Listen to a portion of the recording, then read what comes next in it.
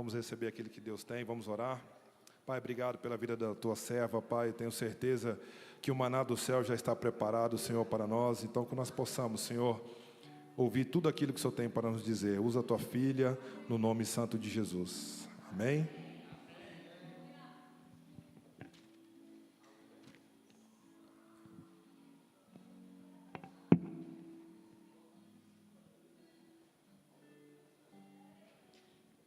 Bom dia, queridos. Paz do Senhor. Toda vez que nós somos comissionados para pelo bispo ou pela bispa, para estarmos aqui compartilhando com os irmãos uma palavra, há uma grande alegria, porque é um privilégio, sem dúvida, ministrar a palavra do Senhor, mas também há um peso de responsabilidade. E, como o bispo muito disse, a gente fica... Primeira coisa é o que dizer. E essa sempre é um questionamento, pessoalmente dizendo, meu, porque muitas coisas são importantes serem ditas, mas tem coisas que são necessárias. E abrir mão do que você deseja para aquilo que é necessário, muitas vezes, é complicado. Então, você fica inquieto, andando de um lado para o outro, e orando, e jejuando, e dizer, Senhor, qual é a mensagem da tua igreja? E eu fico extremamente feliz e contente, porque nós temos uma harmonia, é um só Deus, um só Espírito, diz a palavra. E a pastora Lília começa falando, abrindo o culto, falando de confiança. E vem o pastor Enoque no dízimo e fala sobre confiança, e a palavra que eu tenho nesta manhã também é sobre confiança. Eu queria convidá-los a abrir as vossas Bíblias lá em 2 Timóteo 1, versículo 12.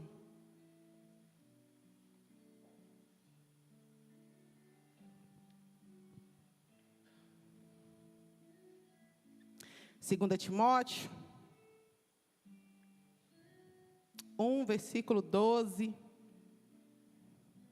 diz assim: por essa causa também sofro, mas não me envergonho, porque sei em quem eu tenho crido, e estou bem certo que Ele é poderoso para guardar o que me confiou até aquele dia. Amém? Vamos orar mais uma vez? Pai, em nome do teu Filho amado Jesus, eu quero te glorificar nesta manhã.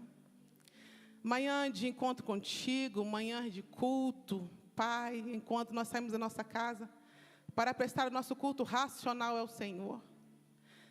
Assim como diz o teu servo, nós estamos aqui somente para te entregar. E Deus, nós queremos te pedir nesta manhã, fala conosco, porque este é o momento, Senhor, em que nós nos sentamos para te ouvir. E que nada possa roubar de nós o privilégio de ouvir a tua palavra e sermos, Pai, edificados por ela.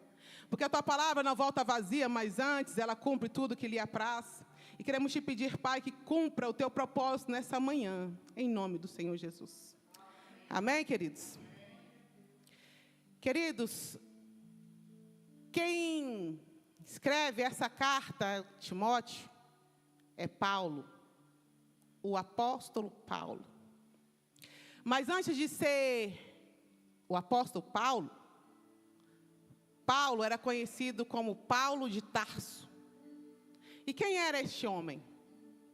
Paulo de Tarso era alguém que tinha nascido em Tarso, uma cidade de grande expressão. Era pequena, mas era uma cidade muito conhecida pelo nível de conhecimento que era gerado ali. Era uma cidade, digamos que universitária. Então, muitas pessoas iam ali para estudar. Não se sabe exatamente quanto tempo Paulo ficou em Tarso. Uns dizem que Paulo nasceu em Tarso, ficou ali um tempo e foi embora logo ainda pequeno. Outros dizem que Paulo ficou em Tarso até a adolescência. Mas a verdade é que Paulo sai de Tarso e vai para Roma. E uma coisa que a gente sabe é que Paulo não cresce lá, porque a Bíblia vai também nos dizer que Paulo vai crescer aos pés de um doutor da lei chamado Gamaliel. E Gamaliel é o cara que se coloca, é como se fosse um mestre, aliás, era um mestre, que cuida do desenvolvimento e crescimento de Paulo e formação. Então, Paulo era um homem extremamente instruído e muito aplicado à Torá.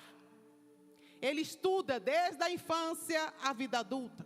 Alguém zeloso pela lei, embora farisaica, mas era extremamente zeloso e cuidadoso com aquilo que ele tinha aprendido. E a Bíblia também nos diz que Paulo era romano. A gente não sabe exatamente como aconteceu a cidadania, pouquíssimas pessoas tinham, né, quando você nasce em um país, esqueci o nome, a cidadania romana, e só tinha algumas formas de você consegui-la. Era comprando, e era extremamente cara, ou se você herdasse de familiares, ou se você tivesse feito alguma coisa de extrema importância para o governo, então você seria gratificado com a cidadania romana.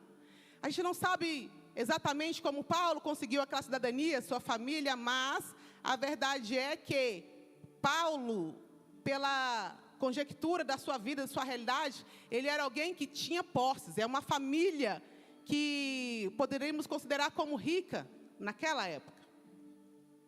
A Bíblia vai dizer que Paulo cresce, vai ali aprendendo, se torna o mestre da lei, como diz. E Paulo vai ganhar notoriedade na Bíblia quando, no episódio do apedrejamento de Estevão. A Bíblia vai dizer que o povo se levanta, o evangelho começa sendo pregado, e em um momento eles não prendem, mas eles acusam Estevão de desordeiro, né, de se pronunciar contra César, e Estevão então é apedrejado até a morte. E a Bíblia vai dizer que as roupas de Estevão são lançadas aos pés de Paulo. E aquele momento, por mais triste seja para nós cristãos, lermos que um irmão nosso foi apedrejado até a morte por falar do evangelho, Paulo se consagra como aquele que é cumpridor da lei. Ou seja, eu dei fim nenhum que se levantava contrário àquilo que era a nossa palavra. Então, Paulo, a partir daquele momento, ele é investido de poder pelo reino, para que ele estanque aquele problema que está acontecendo, que era o quê? A pregação do evangelho. Então, Paulo se levanta com um martírio, ele levanta-se como o terror dos cristãos. Os cristãos ouviam falar de Paulo e tremiam na base, porque sabia que se ele encontrasse alguém cristão que estivesse pregando, ou que ele desconfiasse que fosse, certamente seria punido quando não morto. E Paulo segue a sua vida assim, até que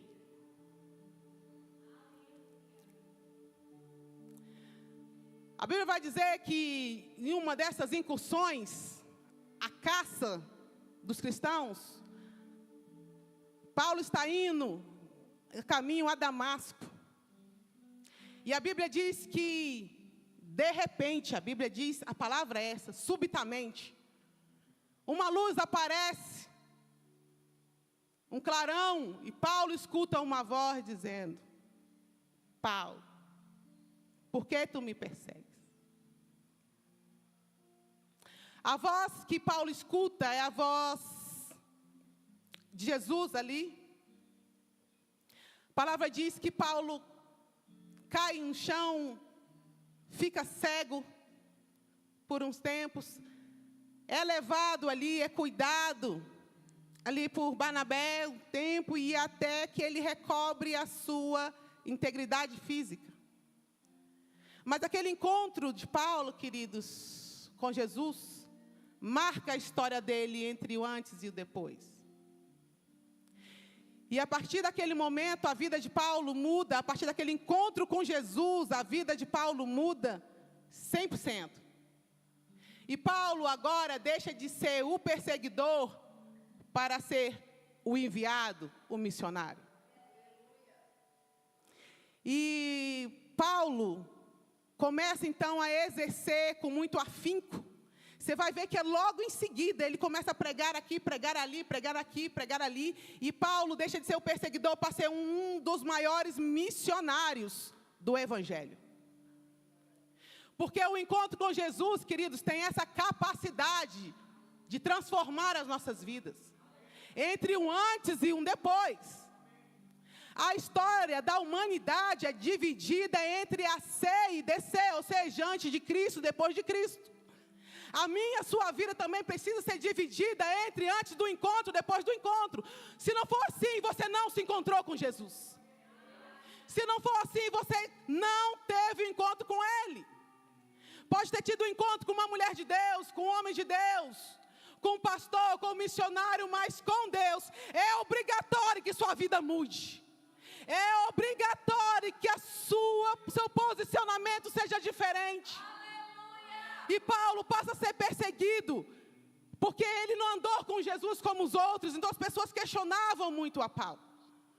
Mas também porque outrora ele perseguia aqueles que também eram de Jesus. Então Paulo havia um peso muito grande sobre ele, ele sofria 2 perseguições agora.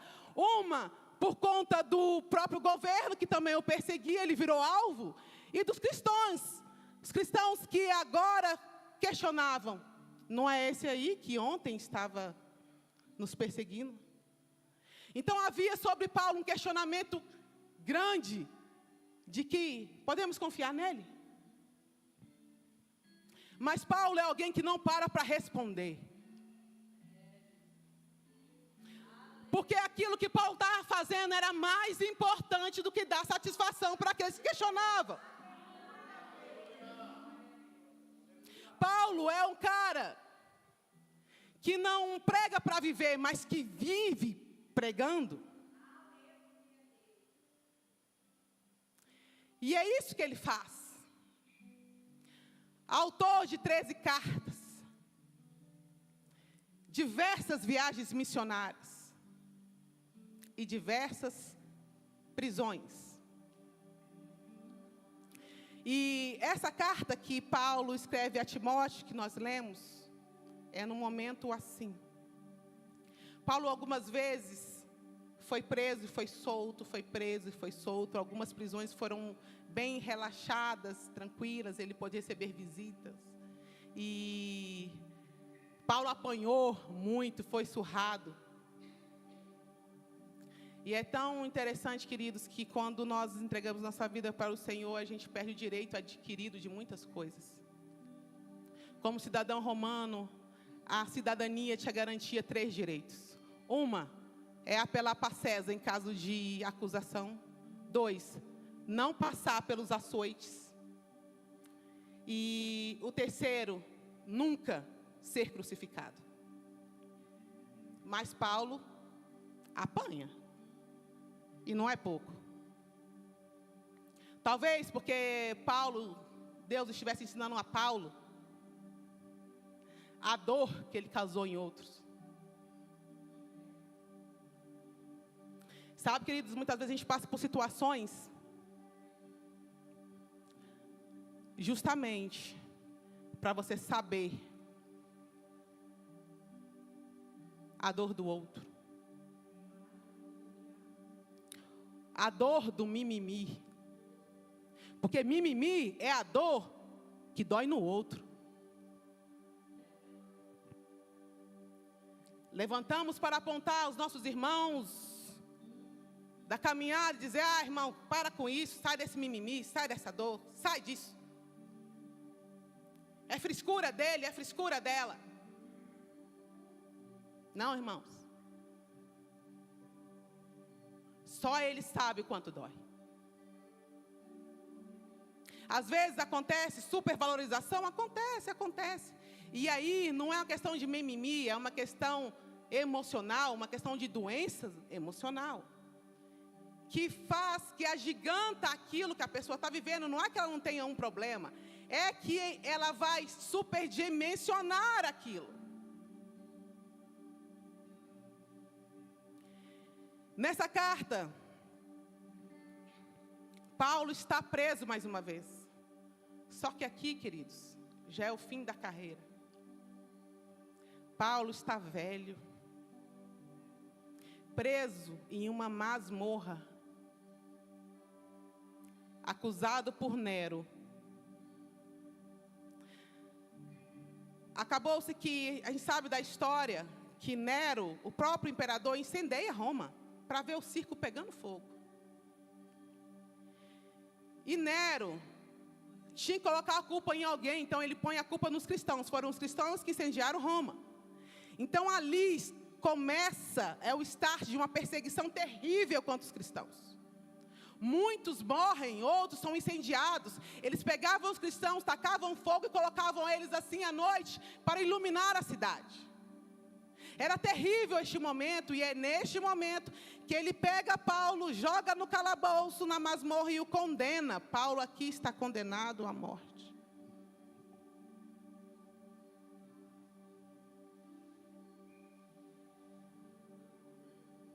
Aleluia. Masmorra, querido, é uma das piores prisões, e ainda é. Porque masmorra é uma cela extremamente pequena, fria, escura e úmida. De onde passa, tem um buraquinho só em cima que passa um feixe de luz. E é por lá que passa um solzinho e por lá também que entra frio. E Paulo está preso aí. E a situação de Paulo, fisicamente, é péssima. Paulo já está velho, em torno de 60, 60 e poucos anos. E naquela época eles estavam bastante desgastados.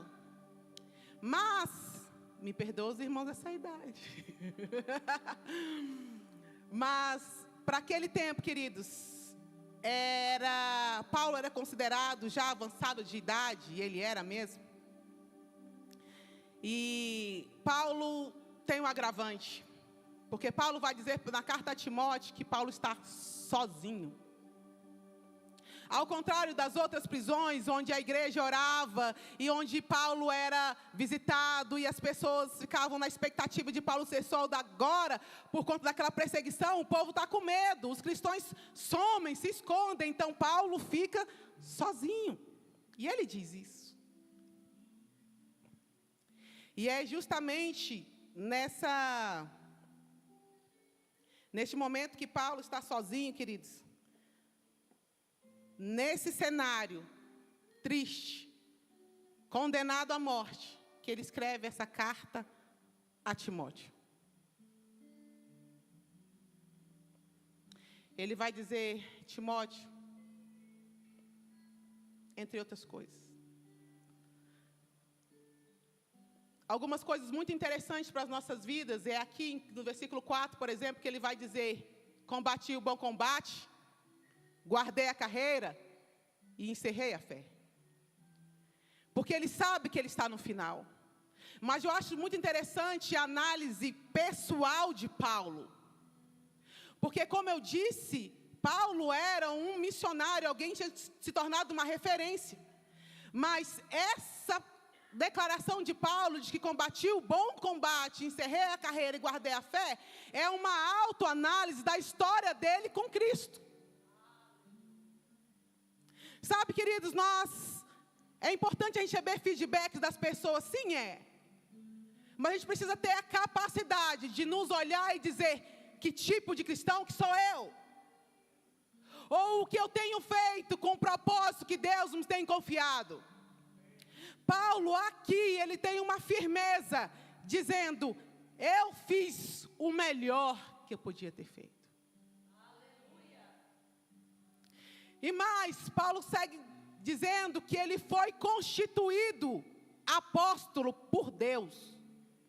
Porque, como eu te disse lá atrás, os questionamentos sobre a vida de Paulo eram muitos. Mas ele diz que ele foi constituído. Quem constituiu Paulo como apóstolo? Deus. Ele diz: Deus me constituiu como apóstolo para um propósito. Por que essas coisas são importantes, queridos? Porque você precisa saber quem te chamou e quem te levantou e quem te constituiu. Porque se a gente não souber quem somos, qualquer um pode dizer. As pessoas querem nos julgar pelo nosso passado, pela nossa história, pela nossa condição, pela nossa cultura, pelo nosso sexo. Mas deixa eu te falar uma coisa. Quando você sabe quem te constituiu e quem te chamou, não há manifestação humana nenhuma que te tire da tua posição. E Paulo vai dizer isso, inclusive na ceia ele vai dizer: porque eu recebi do Senhor o que hoje te entrego.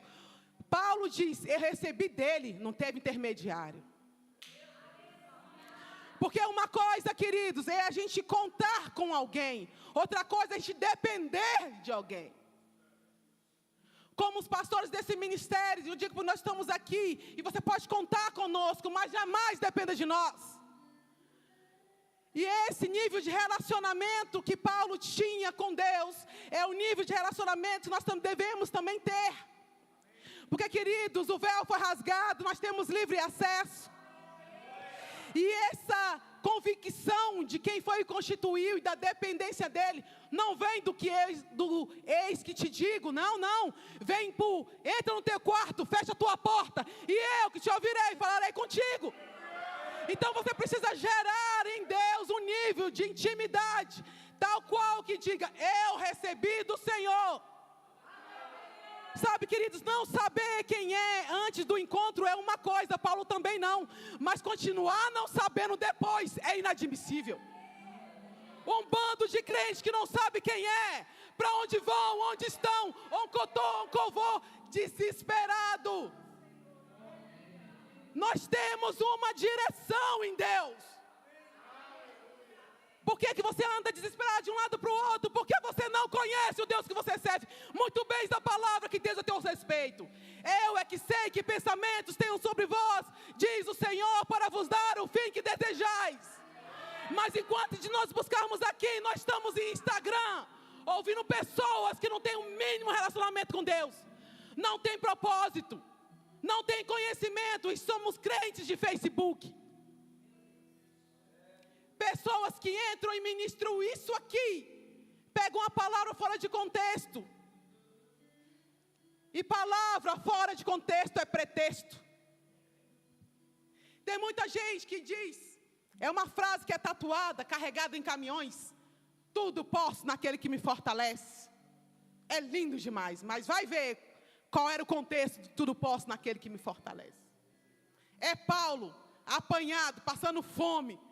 Passou por tudo que tinha que passar, tudo que um ser humano podia passar em termos de humilhação e provação. Então ele diz: porque eu posso todas as coisas naquele que me fortalece. Você pode? Você tem que ter autoridade para dizer isso. Você pode. Eu cheguei até aqui, queridos, e eu digo de mim, por misericórdia de Deus. Eu não posso. Tem algumas coisas que eu oro a Deus, eu falo que eu vejo acontecer na vida de alguns, e eu digo: Senhor, me livra disso.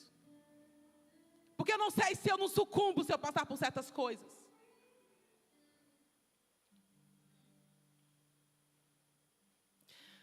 Paulo aqui, queridos, vai dizer: eu passei por situações, estou passando e vou passar, mas sabe de uma coisa? Tudo bem, porque eu sei em quem eu tenho crido. Saber em quem tem crido, querido, não é o conhecimento de ouvir, é experimento. Nós temos falado muito sobre crer em Deus, crer em Deus, crer em Deus. E a minha oração como pastora e como irmã em Cristo é que você experimente o Deus que você diz que crê. Porque crer é diferente, se querido, de experimentar. Experimentar é viver. Nós precisamos experimentar Deus. Porque quando nós experimentamos Deus, nunca mais a nossa vida é a mesma. Bispo pregou aqui maravilhosamente sobre Jó. E Jó vai dizendo uma frase, diz: antes eu conhecia de te ouvir falar, mas agora os meus olhos te veem. Isso quer dizer que antes eu te conhecia, porque as pessoas dizem, mas agora eu te experimentei. Agora eu sei quem tu és para mim. E experimentar Deus, querido, nos leva de nível.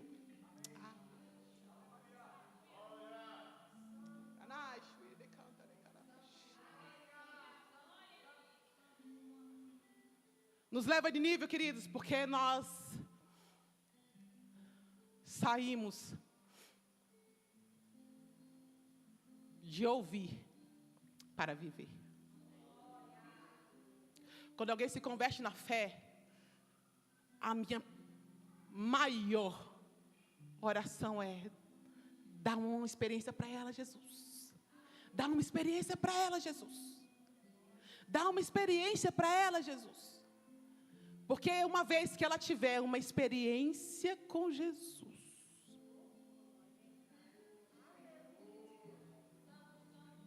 eu não sei você, queridos, mas a minha vida não foi marcada por palavras, a minha vida foi marcada por experiências.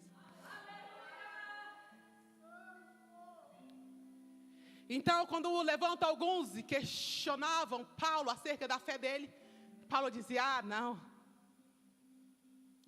Já passei por coisa demais, conheci coisas demais, mas eu sei em quem tenho crido. É tão importante isso, queridos, saber em quem você tem crido, porque isso te posiciona na fé. A palavra vai dizer que Jesus está ali pregando de um lado para o outro. E vão chegar a Jesus e vão questioná-lo. As perguntas eram muitas e vinham desde ressurreição a casamento. E eram muitas as perguntas porque as pessoas não queriam aprender. Eles queriam arrumar um motivo para capturar Jesus. E uma das perguntas que Jesus recebe é de um mestre observador que fica observando Jesus responder aquelas perguntas maravilhosas, de formas maravilhosas, de forma sábia. E aí ele vai chegar e vai dizer assim para Jesus: vem cá, Jesus, dos mandamentos, qual é o maior? Jesus vai responder a pergunta dele, mas não sem antes trazer um esclarecimento. No versículo seguinte, você não vai encontrar a resposta para essa pergunta. Você vai encontrar, Jesus vai dizendo: olha, Israel, o Senhor Deus é o único Deus. E no versículo seguinte ele vai dizer: amarás ao teu Deus de todo o teu coração, de toda a tua alma, de todas as tuas forças e todo o entendimento. Porque, querido, Jesus faz o esclarecimento antes. E aquele esclarecimento muda a vida daquele homem. E deveria mudar a nossa também. Porque mais importante do que saber que você deve amar alguém de todo o teu coração, de toda a tua alma, de todo o entendimento, todas as suas forças, é saber o Deus que você deve adorar, ou seja, quem é o teu Deus.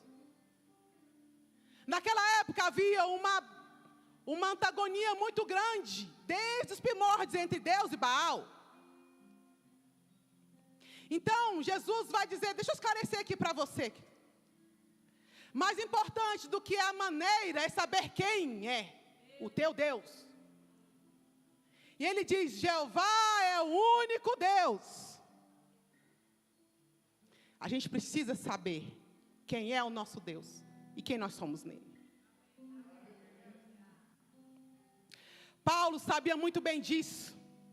Estava ali. E ele escreve 13 cartas ao total. A carta de Filipenses, por exemplo, é uma carta muito interessante, que é uma carta muito alegre. Paulo diz, alegrai-vos no Senhor.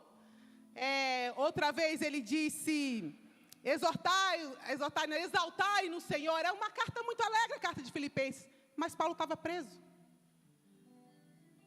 Como alguém que está preso, sendo açoitado, sendo maltratado, consegue escrever uma carta tão cheia de alegria a alguém? Porque Paulo já tinha aprendido com Deus, e Paulo não era daqueles, querido, que dava aquilo que ele sentia, mas aquilo que ele cria. Porque ele entende que independente da situação que ele está vivendo, ele servia a um Deus. Então ele diz, as minhas situações, o meu cenário não afeta quem eu sou em Deus. E muito menos tem que afetar a sua. Sabe, muitas vezes as situações da nossa vida nos levantam para nos colocar em um lugar de prisão. Então, muitas vezes eu com dificuldade financeira ficava, quando eu tinha que ministrar o dízimo, eu falava, Senhor, como eu vou sair daqui para ministrar um dízimo se eu estou nessa situação financeira? E um dia o Senhor falou comigo, você vai ministrar não baseado naquilo que você tem, mas naquilo que eu sou. Poderoso o suficiente para mudar a tua história e o teu cativeiro. A gente acha que a gente só pode abrir a boca. Se for para o Senhor, querido, aplauso.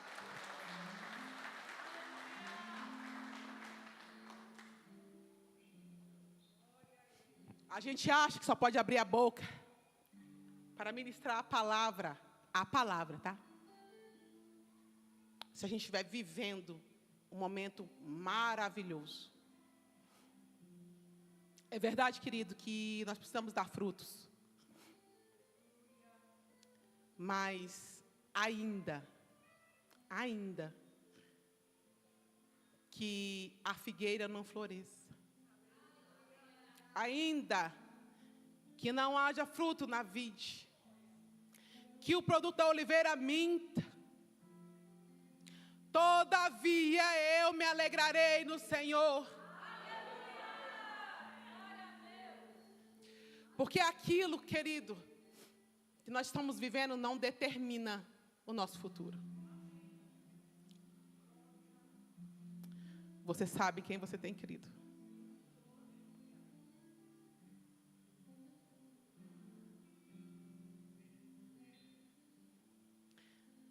Como eu disse a vocês, Baal era o Deus que antagonizava Yahvé. Porque Baal quer dizer Senhor. E Baal era tido como um deus da fertilidade, da agricultura, ou seja, o deus da vida. Então, toda vez que acontecia alguma coisa, a dúvida era, quem fez? Yahvé ou Baal?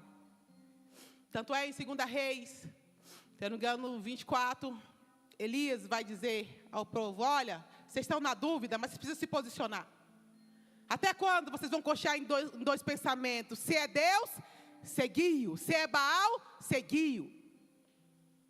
Também Josué 24 vai dizer que ele chama também um povo a um posicionamento. E ele vai dizer, olha, vocês precisam se posicionar. Vocês precisam escolher se vocês vão ficar com os deuses da além do rio. Mas eu e minha casa, porém, serviremos ao Senhor. E esses deuses que ele está dizendo também era Baal. Baal era a figura satânica, era um deus cirofenício que se levantava para antagonizar aquilo que era de Deus. Tanto é que quando passa muitos anos, Jesus está ministrando, e Jesus cura, obrigada. Jesus cura um cego e um surdo. A Bíblia vai dizer que os fariseus vão dizer que Jesus faz aquilo no poder de Beelzebul, Baalzebu. E hoje, queridos, a nossa dicotomia é a mesma. Ou servimos Yahvé, ou servimos Baal. E como se sabia quem eles estavam servindo? Através do culto que era entregue. Para saber naquela época que tipo de adoração, quem era o Deus que estava sendo adorado ali, o objetivo era, a forma era observar o culto. Porque para Yahvé se entregava oferta, mas Baal era oferenda. E tem muita gente entregando oferenda achando que é oferta. Porque a oferenda, se você procurar no dicionário, oferenda e oferta vai ter a mesma tradução. Dádiva, mimo, entrega alguém por reconhecimento. Mas espiritualmente não. Tanto é que as religiões falam coisas diferentes. Nós falamos ofertas, mas lá macumba lá ou em outro lugar, bruxaria, lá no terreiro, você vai ouvir dizer que é oferenda. Porque a oferta, querido, é uma entrega, é uma dádiva, entrega não naquilo que nós queremos receber. Nós não entregamos para receber, nós entregamos porque nós recebemos. A oferta, ela é missionária, ela não é mercenária. Porque não há nada que você entregue aqui que faça mudar o coração de Deus ao teu respeito. Você não tem o poder de comprar a vontade boa e agradável de Deus. Não muda ao teu respeito. Entrego 2 milhões e se não for a oportunidade, a porta não abre. Ponto e acabou. É missionária, não é mercenária. Entregamos, a nossa oferta tem cheiro de gratidão e não cheiro, sabe, queridos, de mercenaridade.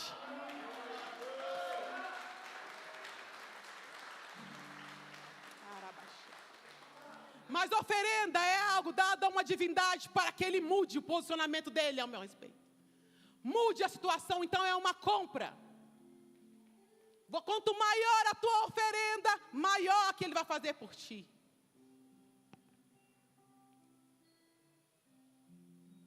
Outra questão que era muito característica do culto a Baal era a prostituição. Se houvesse prostituição ali, imoralidade, sexualidade exacerbada, era Baal.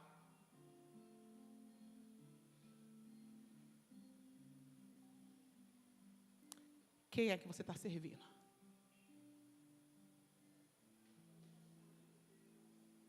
Baal não aceitava nada se não tivesse prostituição. Estão te pagando quanto para você prostituir o corpo que é do Senhor? Quanto custa a tua santidade? Às vezes custa uma carência. E eu preciso lembrar, os queridos, que qualquer envolvimento sexual fora do casamento é prostituição. Mas também é uma prostituição espiritual. Deus se coloca como o marido fiel. E nós, a igreja, somos a noiva de Cristo. E a Bíblia diz que Cristo vem buscar uma noiva santa, imaculada. Jesus não vem se encontrar com a prostituta.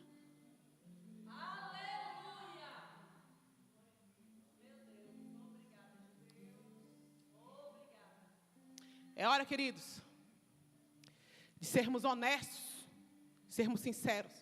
Que tipo de vida você anda levando?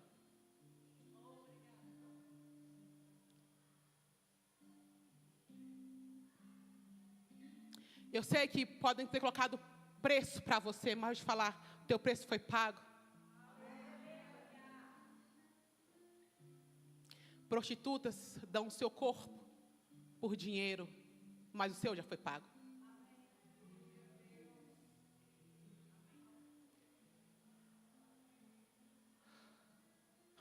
Outro dia eu abri uma caixinha de pergunta e veio uma mocinha nova e me disse assim: pastor, eu sou cristã desde o ventre e eu tenho orado e esperando em Deus o tempo inteiro. E eu conheci um rapaz tão abençoado, tão lindo. Mas ele está me pressionando muito para ter relações comigo antes do nosso casamento.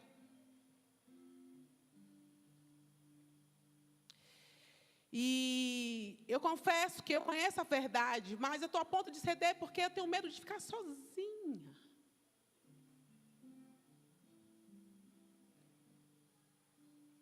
Sabe o que é isso, queridos? Estão colocando preço na salvação daquela menina.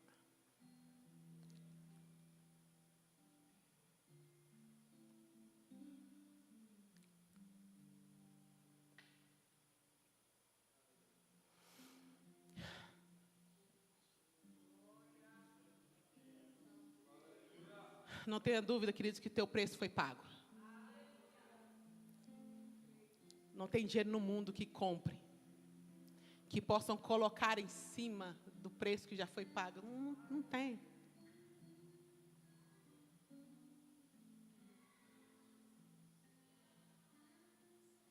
Outra característica do culto de Baal, queridos, era a mutilação. Se não houvesse derramamento de sangue, não era Baal. E Baal vai exigir mutilação, ou seja, o que é a mutilação? É o corte, é você deformar aquilo que era original.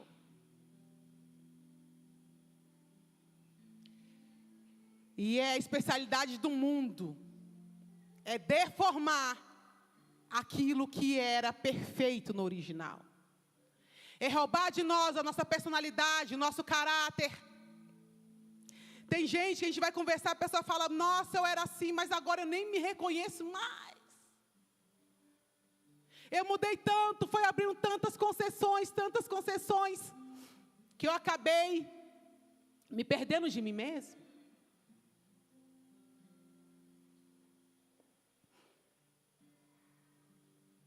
Em quem você tem crido, querida? A reflexão dessa manhã é uma reflexão de confiança, sem dúvida. Porque eu sei em quem tenho crido. Mas a questão é em quem eu tenho servido. Dizemos que cremos, amém. Mas o nosso culto, a nossa servidão é a quem? Olha para a tua vida. Olha para a forma como você lida com a sua esposa, com o seu marido. Olha para as músicas que você ouve, para as roupas que você veste, e você vai saber se é Deus ou se é Baal. Olha para o seu Instagram e quem é que você segue? Um bando de gente sem vergonha, sem caráter, desclassificado, e você lá servindo, dando like. Tem muita gente boa de Deus lá, tem muita coisa boa, mas rede social como nunca, queridos, às vezes dá assim, sabe, uma certa revolta de ver certas coisas. Influências do quê? Influência é Paulo, é João, é Pedro, é Jesus. Esses são os influências. São esses que devem influenciar a minha vida e a sua.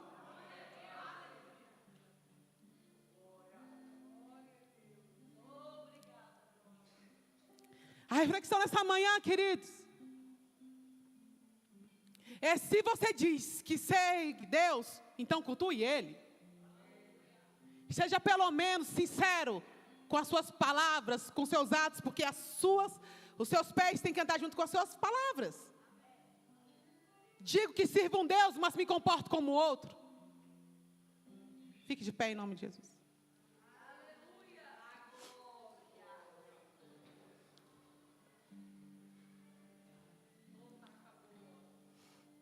Queridos, sabe de uma coisa?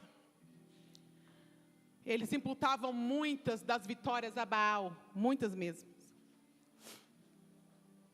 Mas, no cume, naquele dia no monte, Elias humilha Baal, dizendo, vamos acabar com isso de uma vez. É o seguinte, ele monta um altar, derrama água e fala, clama o seu Deus aí.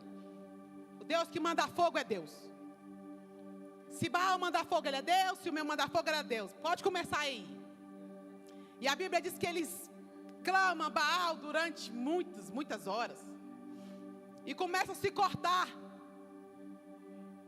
E começam a apelar, a entregar aquele culto, tudo que eles podiam a Baal. E Elias começa a brincar e a tirar sarro. Clama mais alto, talvez seu Deus está dormindo. E a Bíblia diz que eles ficam ali um tempo e nada.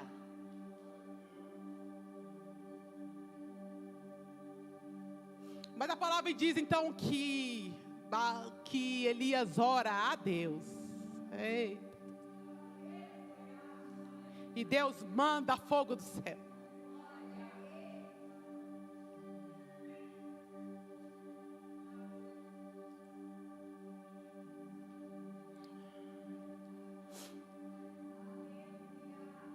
Não é só o nosso culto, a nossa adoração, queridos, que mostra o Deus que nós servimos. Mas o nosso Deus também, o verdadeiro Deus, também se manifesta quando a gente adora. Talvez você não tenha visto, você não esteja vendo nada na tua vida, porque até agora, embora você achava, você diz, na realidade, que crê em Deus, você está servindo a Baal, e Baal não tem resposta. Mas se hoje você decidir alinhar a sua crença com o teu culto, vem fogo do céu. Se você hoje, dessa manhã, decidir entregar ao culto ao Deus verdadeiro da forma que Ele merece, certamente Ele se manifestará ao teu respeito e ao meu respeito. Por isso essa manhã, queridos, é uma manhã de reflexão. Me perdoe, queridos, eu falei para o meu esposo, ai meu Deus, a gente fica querendo pregar uma palavra que explode, uma palavra que tira as pessoas dos lugares, e glória a Deus, aleluia. Mas o Senhor só tem entregue palavras que implode. Porque para te libertar, queridos, Deus primeiro precisa te curar. Porque libertação muitas vezes é temporária, mas cura é eterna. E se o Senhor te curar hoje daquilo que te prende, nunca mais a sua vida vai ser a mesma. Então, uma reflexão pessoal, assim como foi uma reflexão de Paulo.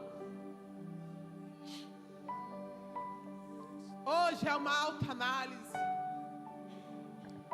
Eu tenho cultuado a quem?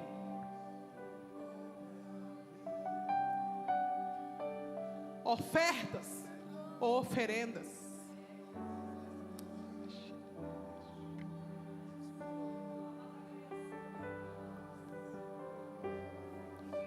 Nós estamos caminhando para estamos nos 6 melhores meses das nossas vidas. Mas não é de qualquer jeito.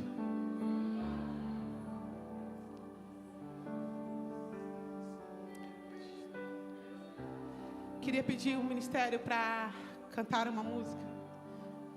Enquanto isso, ganhe tempo para orar, para reconhecer, para pedir perdão.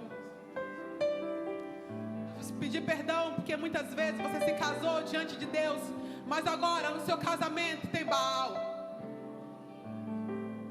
Pedir perdão porque você se batizou e levantou a mão e disse: a minha vida é tua, Senhor, mas você está cultuando Baal.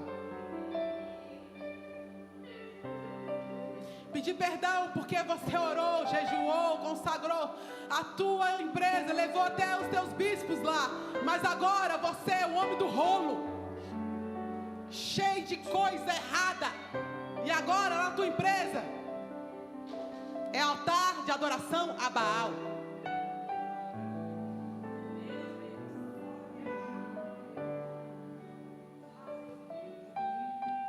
Porque o Senhor te chamou e você disse: eis-me aqui, envia-me a mim. E no meio do caminho você foi se perdendo de você, se perdendo do propósito.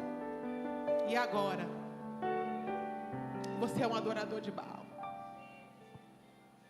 Mas louvado seja o nome do Senhor, que nós temos a oportunidade de mudar a nossa rota. E este momento é um momento teu com Deus.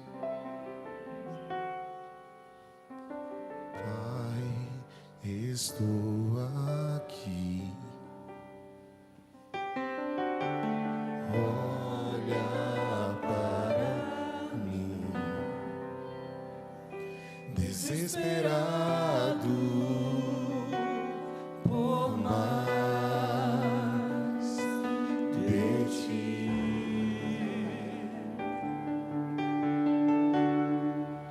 A tua presença, o meu sustento, a tua palavra, meu alimento, preciso ouvir a tua voz dizendo assim: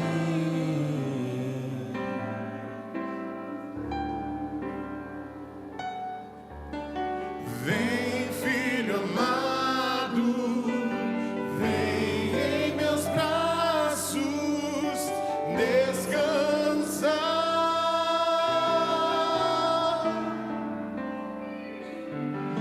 E vem seguro, te conduzirei ao meu altar. E ali falarei contigo, o teu amor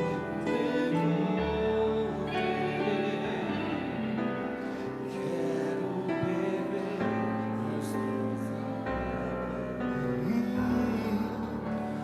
Minhas feridas sararei.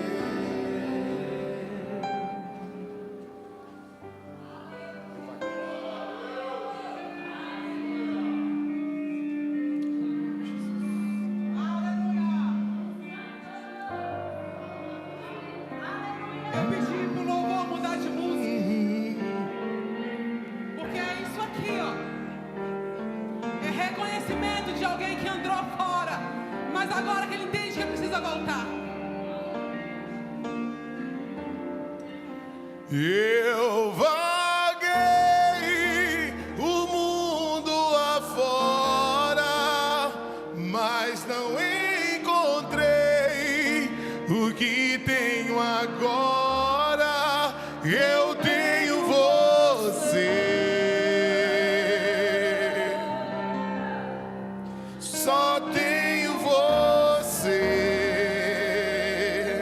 Eu vaguei e eu vaguei o mundo afora, mas não encontrei o que tenho agora.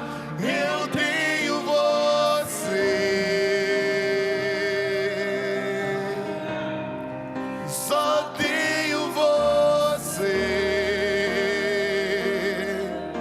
Só faltava eu perceber. Ore como nunca, querido. Aleluia! Peça perdão. Ah, Senhor, nos ajuda nessa manhã. Porque nós conhecemos, nós reconhecemos que andamos errado, que nos posicionamos errado, que escolhemos errado. Vou falar do que todos já conseguiam ver, mas eu demorei pra perceber. Eu estava longe, você estava perto. Eu te rejeitei, em troca recebi afeto. Me senti sozinho, me tornou seu filho, fez de mim sua morada, e eu disse: és bem-vindo. Não me abandonou todas as vezes que eu caí. Basta eu falar pra você me ouvir e ficar feliz.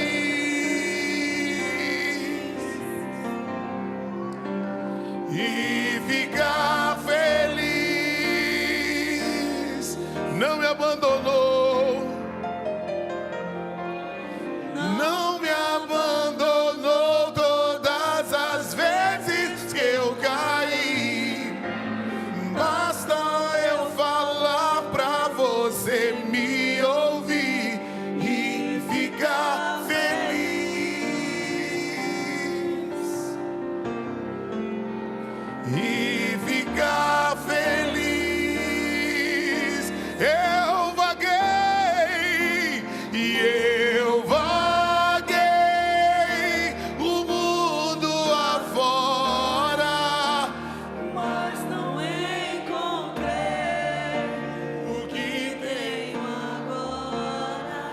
eu tenho você. Só tenho você. Eu vaguei e eu vaguei o mundo afora, mas não encontrei o que tenho agora. Eu tenho você.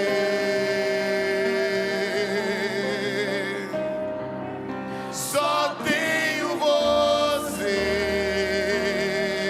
Vou deixar só a igreja agora. Eu vaguei, declare.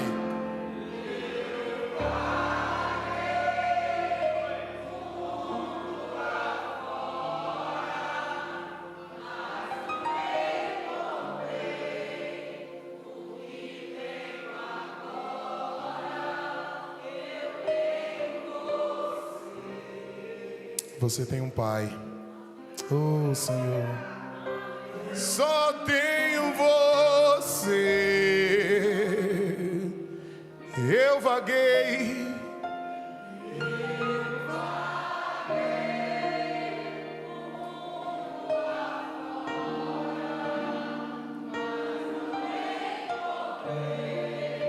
O que tenho agora? Oh,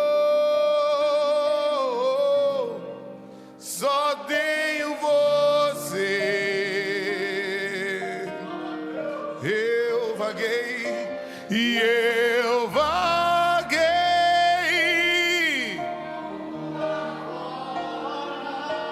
mas não encontrei o que tenho agora. Eu tenho você.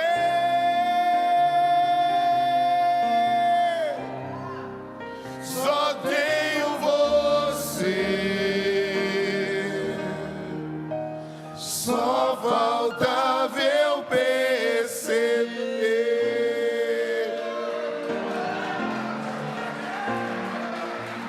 Aplauda bem forte. Aleluia! Aleluia! 60 aí.